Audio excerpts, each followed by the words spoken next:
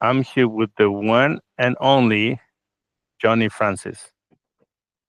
Every time we get together, even just thinking about us getting together and talking about these things get me really excited. You are a master of positivity, Carlos, as we've talked about before. I can only try to live up to your the billing that you give me. Uh, and I think it has to do with learning.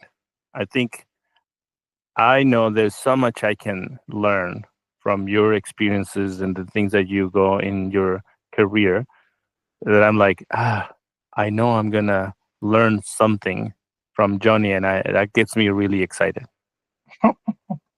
Well, life is a long journey of learning, isn't it? So, hey, these conversations are always something there's always something you can take away from it, aren't there? So, here's hoping for this one. Yeah, I'm excited because I think last time we talked. By the way, this is gonna be a new season, and so this is the first episode of season 6. And last time we were talking about in general about Mhm. this three aspects that I think you are a master, which are strategy and then people development and then con- continuous improvement. And then we said, but let's concentrate in the next season on strategy. And I just want to keep learning because I know you've been part of this strategy development processes. And also, we're going to talk a little bit about operating model. And I just think that organizations in general, especially now that I'm consulting with different organizations, struggle with even just the concept of strategy. And so, from your and there's we're not saying we have the right answer, but I know that you have a lot of experience, and I just want to hear your perspective about strategy uh, and Mhm. and learn from that. So, and I think I talked about this last time, but it is the one thing that I go back to every time I think about strategy, and that it's a game. And if you want to play the game to win, then you have to understand how to play the game and how to use what you have to get there. But there was a recent article that I came across on LinkedIn, which was by Duncan Green, and he didn't use the word game, but he used the word battle. Mm. So there is elements of a battlefield that I think are really helpful when we're thinking about strategy. And you can just take all the nasty, gory bits out of the equation. If strategy is simply trying to achieve a goal, and you are the commander of that strategy and all of those resources that help you achieve your goal, then you are the commander of a battlefield, going from one side to the other through challenges, through difficult terrain, and you have some different sorts of resources, and so does the people that you run the battlefield with. And you've got to make clever decisions all the time to get from one place to another. So there are a number of core things. Number one, what is it that you're aiming to achieve? Mm. If there is a number one insight from having run multiple strategy development processes and also been involved in their execution, it is, please, let's be very clear of what we're trying to achieve. If Mhm. you're not clear, if you can't say it in a 15-word sentence or less, if you can't put a number on it, or you can't convince other people of it, don't bother. Mhm. Let's be very clear about what we want to achieve and the Simon Sinek question of and why. Mhm. Tell us why you want to achieve that thing, because sometimes it's worth it and sometimes it's not. Sometimes it's worth the cost of the resources that you have to your disposal, the lives that you impact, the terrain that you trample across, and sometimes it's not. Mhm. So, what is it that you want to achieve, and why do you want to achieve it? And then you need to look at where you are. You need to Mhm. understand the position that you hold on the field of play. on the field of battle, you need to understand the terrain. Your job as commander is to understand what's going on around you, to understand where the hidden traps are and where the possible avenues of different scenarios could take you, and to think about the game plan that you might play in different places. You need to think about the resources you have, the staffing, the soldiers at your disposal, and what they're good at and what they're bad at, and which of those avenues of play you want to deploy them into, and how you might use their resources of, in this instance, in the battle scene, it's the firepower, but what are the other resources you've got? And sometimes you have to then make decisions as you go, because the battle doesn't always go the way you want it to go, and the avenues might not be quite what you assumed, and they may well be dead ends. So how are you going to make sure that you're spreading your investments, spreading your resources in the most efficient but the most effective way to get to the goal that you want to achieve, because it's worth it? And there's a couple of things that you need to make sure that you have as you go forward. The first is that you have to have people with you. You have to have that compelling reason as to get to where you want to get to. And I'm going to take it off my desk. I have a scrappy old bit of paper at my desk that says, fight for the things that you care about, but do it in a way that will lead others to you, by Ruth Bader Ginsburg. It's so important that whatever battle you're fighting, whatever you're trying to achieve, if you need other people to come along with you, then bring them with you. They have to believe it as much as you do. They have to understand the choices and the risk and how it will impact them just as much as you do. So that's the first thing that you need, definitely, to be with you. My insight is, when you go for something that you think is worthwhile going for, but you don't have the people on side who are actually fighting for you, it won't achieve what you want it to achieve. The second thing that is my sort of like reflection would be, and you need those people who are the leaders of people to believe it too, to aim for the same thing, but be also able to understand what choices you're making and why, so that they too can then repeat those to their resources, their teams, the people that they work with. And even more than that, you need to empower them to make sure that they can make the decisions when they're going around that corner and there is a dead end at the end. They have to be the ones that make the decision. You as commander on a hill cannot make any decision in that moment. You have to rely on the people you've given trusted command to in those moments to be able to redirect the resources appropriately. You need people with you. You need a trusted set of middle managers, the commander of those units, to believe where they're going, be able to be empowered to make decisions.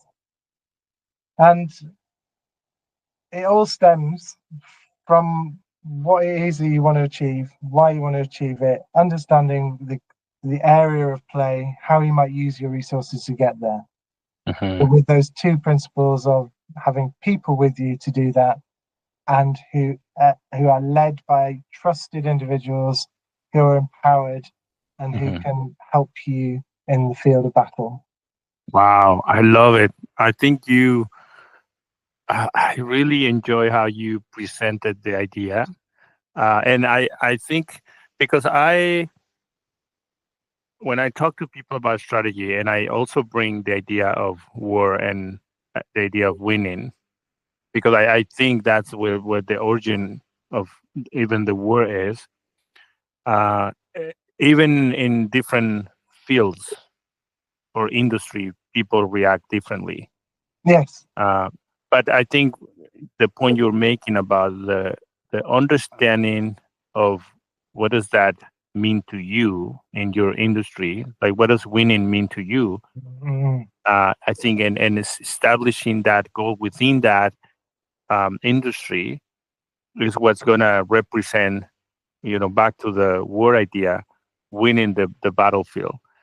And and then the other thing that I also want to ask you about is, because in what you describe, there's a formation of those ideas, right? When you're forming these ideas, which is, let's say, the development of the strategy. Mm, One area that I like to get your thoughts is, you can do this in a room with three people. Like, you can have the CEO, three people, and then doing all this.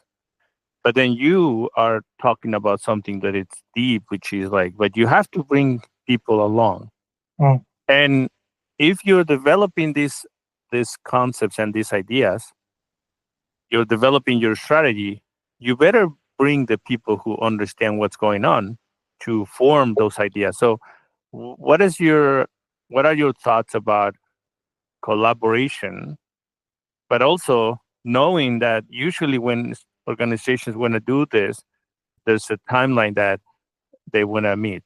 So how you view this ideas? and it is a really hard one. I think we all have access to strategy frameworks, and they are often about understanding your context, understanding your performance, making sure that you are aware of the shifts in your plans that you want to make, that you have the right OKRs and KPIs to measure their effectiveness. All of that stuff is all very well and good. But in the formation of where you need to go, I think in the last year, I've definitely felt a new learning in my mind come to my mind, which is you actually do need your moments in a darkened room with few people. The leaders of the organization have to lead. They have to be able to articulate the vision of the something on the other side of the battlefield. Mm, And often it is a challenge to the people that they lead. mhm, Often the people that they lead don't want to go down that that certain avenue, and they have to be leaders anyway. mm, And collaboration can sometimes get in the way of that. And I've been through different strategy executions where the staff or the soldiers mhm, essentially hold a different belief about how mhm, to get to the other side of the battlefield, but mhm, they do not have your view. They are mhm, not the commander on the hill. mhm, So you have to blend both mhm, the leaders in a room alongside bringing people with you and finding out what it's like on the ground. mhm, And the danger is, or the magic is when those two things come together really well. So we can talk about that in a moment. But the point I would like to make is that we have to do that on an ongoing basis. mm, The danger is we do it once, or we do it a couple of times. We ask for feedback maybe once a year. That isn't involvement. That's not bringing people with you. That is letting people get on with it and then waiting till they get to the other side. mhm, We have to be in there somewhere. We might be the commander on the hill, but we've got to get down and get to the next hill so that we can get a better view of the next part. We've got to get down and take soundings from our soldiers on the ground so that we understand where to go next. It has to be an ongoing process, even more so in today's world. The days of the 5-year strategy are dead. The 1 year strategy is challenged. We have to go to an agile, responsive strategy that still holds our place that we want to get to at the other side before us. A couple of things that we've done at World Vision UK, which I've really that are formulative in my own thinking, are running really clear leadership sessions, making sure that we have that clear view and we boil it down to the very minimal articulation of what they are. It is essential that the leaders are together on it. As soon as they are split, the whole thing is divided and we lose the battle. Mm. The leaders have to be united. And the best way to do that is by long, arduous conversation and building of community. You cannot be together and united if you do not trust each other, you do not know each other, you don't know what's important to one another, and you don't listen to each other. And only then can you have the decent conversation that fleshes out whether or not you are going in the same direction together. And again, it has to happen on an ongoing basis. The World Cafe style collaboration-y tools, I absolutely love.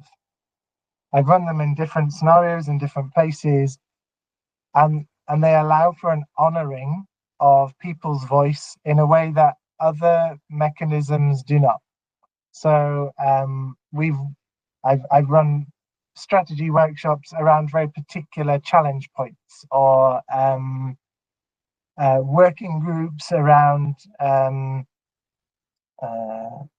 having new ideas about different things. That's all very well and good, but it's quite restricted.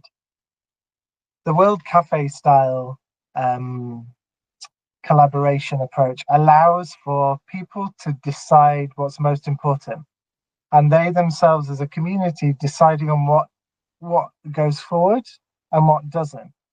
It is so honoring, so empowering, and builds a togetherness and builds a trust and builds the community that allows us to have better interactions.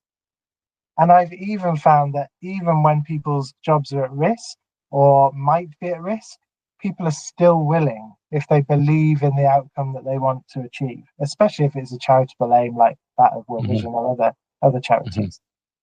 So I think there is a way, and I've seen it happen once or twice, where you get extremely clear leadership that know where they want to go and how they might want to get there, together matched with a World Cafe style community of people that can interact with those ideas and help shape and form them in a very broad way that allows them to direct the play. And that, I think, has been a joy to see, and one that, whilst hard and in part time consuming, is well worth it if you want to achieve something that's hard. Yeah, well said. Thank you, Jonny, for that insight.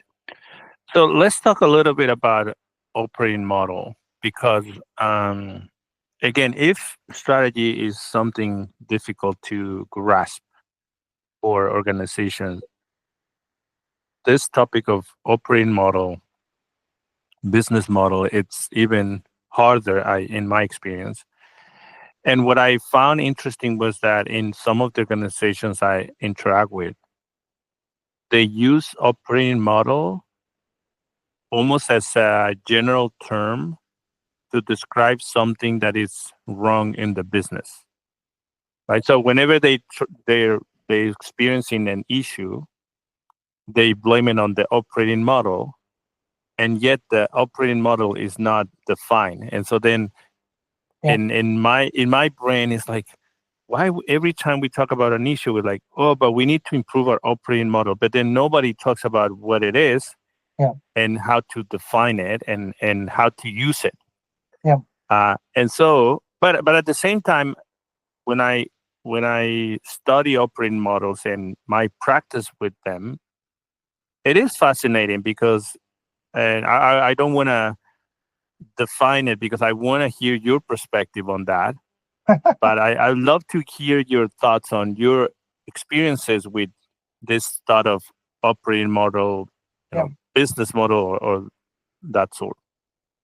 So let's just start by being very clear what a business model is versus an operating model.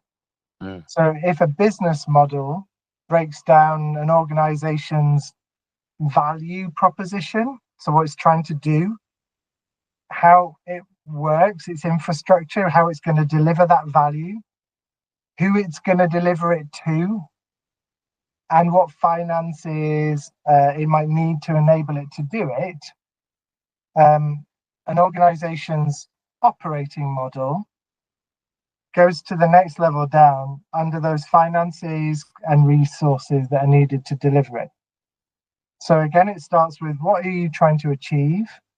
But then it asks, what are the skills and experiences that I need to enable that strategy to be realized? What are the processes in which those capabilities and skills are joined together to create the value? What is the structure? How am I going to structure those capabilities? And we can often refer to an org chart, but it's a bit more than that. It's how are you organizing those capabilities to come together in the processes that you want to use to deliver the value that you have? How are you going to make decisions? So what's going to be most important and who gets to make the decisions and when? Then you need to look at your cultural side, so your behaviors. So if culture is what we do around here, then it is about our behaviors, how we will do those processes within the structure that we have, using the capabilities that we've got to deliver the strategy. Mm-hmm. And then what is the technology or the data that we need to be able to use it? And underpinning all of that is what is the metrics? So what are the incentives that we might use to track whether or not some of those things are improved or not? So when you talk about the fact that in your experience, people say, the operating model is wrong, they may well be referring to every part of that, maybe, or they may well be referring to a big part of it. So often technology is an easy thing to blame and an easy thing to name as a future hopeful savior. But technology, let's focus it in on technology. If that is the problem, let's fix that thing. But let's always recognize that it's part of a web of all the other things, of processes, of procedures, of all of those other things. Or it might be we just don't have that skill set in our organization and we seem to hemorrhage it every time it comes in because we don't look after it. Well, that's talent management as part of your operating model. So it depends. I absolutely agree with you that something's broken around here. Oh, it feels like treacle to operate around here. How are we looking at that web of operating model? How are we assessing it?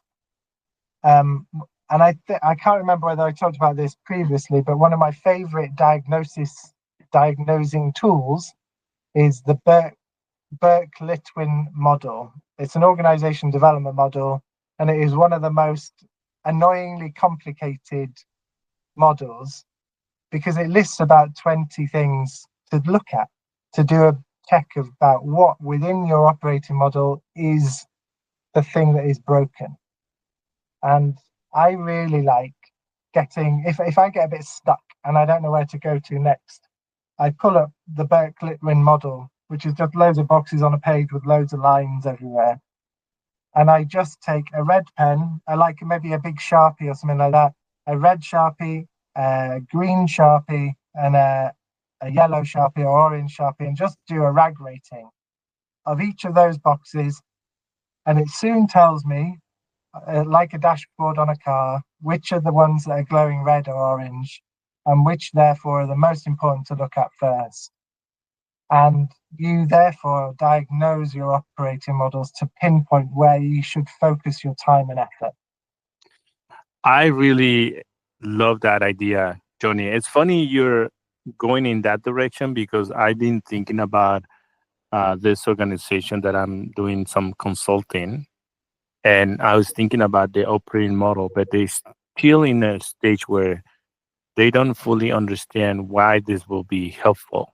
But I think that if I move them in the direction of the assessment, I think it will be very useful because then they will see, back to the idea we started, is this operating model is just a lens, right, in which you can see your organization. And then this assessment can tell you, because again, it's all about resources and priorities, Mm. right? And there's just so much you can do. But if you have some agreement amongst the leaders of the organization on what are those areas that need attention for the next, let's say, strategy cycle.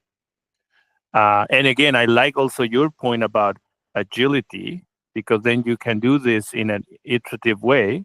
Mm. I think that it's really important. And I just want to highlight that uh, the understanding of the operating model, because this was a discussion in that organization that I was working with, like strategy and operating model. But the point of the operating model is the enabler of the strategy, right? Yeah. So when you said about the battle and all that, that's how you want to use the operating model, right? To make that strategy happening. Is that correct? Yeah, absolutely. It's the skills and experience of the people on the battlefield. It's whether or not you've got enough equipment to use Mm-hmm. and Mm-hmm. the supply of that equipment. It's the culture of command that enables and empowers people. It's Mm-hmm. the ability to use middle management to do the directing when commanders aren't around. It's all of those different things. I am. There are two. So I've named the Berkeley-Win model as one that is really helpful in operating model assessment, and I would just caution when talking to senior leadership in an organization, it's too complicated. Mm-hmm. It's too much. It's great for an OD practitioner or people working with the operating model to do an assessment.